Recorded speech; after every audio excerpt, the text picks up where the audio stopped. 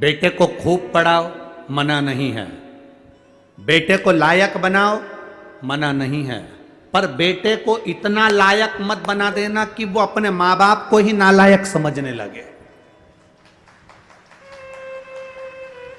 बेटे को लायक बनाना, पढ़ाना, खूब पढ़ाना, पर बेटे को इतना लायक मत बना देना कि जिस माँ ने उसको समझाया, जिस पिता ने उसकी एजुकेशन पर खर्च करा, जिस माँ ने उसको पढ़ाया, जिस पिता ने अपनी नौकरी कर कर कर रुपया बचा बचा कर अच्छे कॉलेज में भेजा, जिस माँ ने उसके कपड़े, उसका पहनावा, उसका रहन सहन, जिस माँ ने उसको बना बना कर भोजन खिलाया, जिस पिता ने अपनी पूरी जिंदगी बेटे को एजुकेशन देने में, पढ़ाने में, आगे बढ़ाने में लगा दी, एक दिन बेटा अपने माँ बाप को नालायक समझे, इतना लायक मत बनाना। बेटों को लायक बनाओ, बच्चों को लायक बनाओ, पढ़ाओ, खूब पढ़ाओ, पर संस्कार देकर पढ़ाना। जो बच्चे संस्कार लेकर नहीं पढ़ते, पढ़ते तो हैं पर उनमें संस्कार नहीं होते, तो एक दिन माता पिता को वो नालायक समझने लगते हैं। हमारे मम्मी पापा में तो अकल नहीं है, हमारे पापा तो हर कुछ के देते हैं, हमारी मम्मी तो हर कुछ बोल देती है, हमारी माँ में तो अकल नहीं है, हमारे पिताजी में तो अकल नहीं है। जब तुम्हारे बच्चे तुम्हारे मुंह पर कह दें कि तुम में अकल नहीं, तुम चुप बैठी रहो,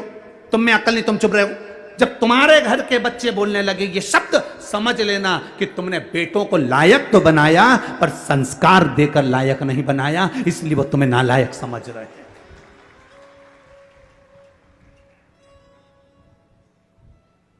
खूब पढ़ाओ, हम मना नहीं करेंगे, जितनी तुम्हारी कैपेसिटी है उससे ज्यादा पढ़ाई है, जितनी तुम्हारी कमाई है उससे ज्यादा खर्च कर कर बेटों को उज्जवल भविष्य बनाइए।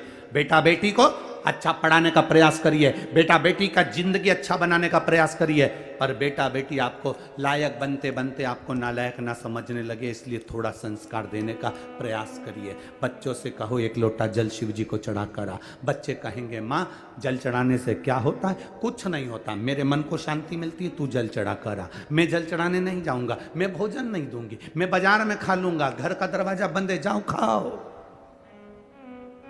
बच्चों को लायक बनाने का प्रयास करो, पर साथ में संस्कार देकर। अपने दादा दादी के पांव पड़, प्रणाम कर, चरण छू,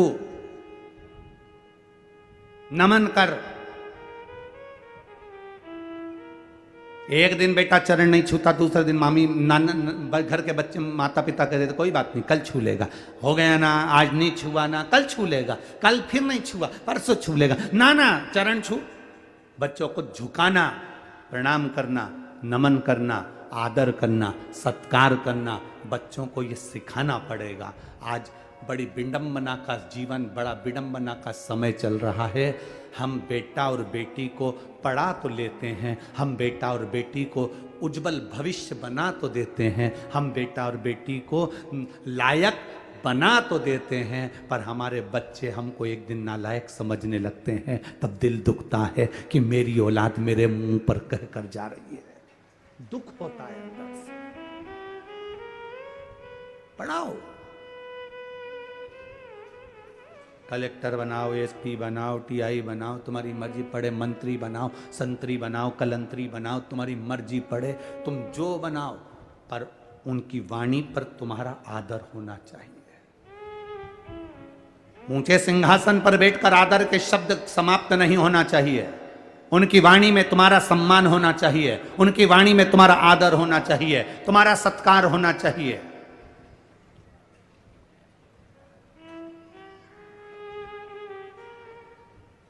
अरे बेटा एडीलैंड में, बेटी है न्यूयॉर्क। कई माता पिता रायपुर में हमसे कहते हैं, हमने पूछा क्यों साहब कहाँ रहते हो? बस गुरुजी आपकी जो कथा हो रही ना उसके पास में हमारी बिल्डिंग है, हम वहीं सी सेक्टर में रहते हैं। अच्छा सी सेक्टर में कौन सी? तो का बस 8वें मंजिल पर, चौथे मंजिल पर हमारा फ्लैट है। हमने कहा कौन कौन घर में? मेरा बेटा तो वहाँ है और मेरी बेटी वहाँ है। बेटा है डीलैंड में, बेटी है न्यूयॉर्क।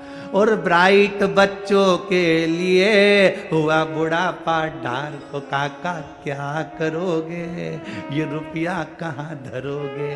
बेटा बाहर, बेटी बाहर। तो हमने कहा तुम कौन कौन हो? बस हम दोनों पति पत्नी। कहाँ रह रहे हो? फ्लैट में रह रहे हैं। अच्छा तो तुम दोनों अपने बेटा बेटी के पास क्यों नहीं चले जाते? बस अब विचार तो करा है, पर बेटे के यहाँ एक बार गए थे तो अब वहां पर हमारा मन नहीं लगा तो हम वापिस आ गए। बेटी के यहाँ वहां भी मन नहीं लगा तो हम वापिस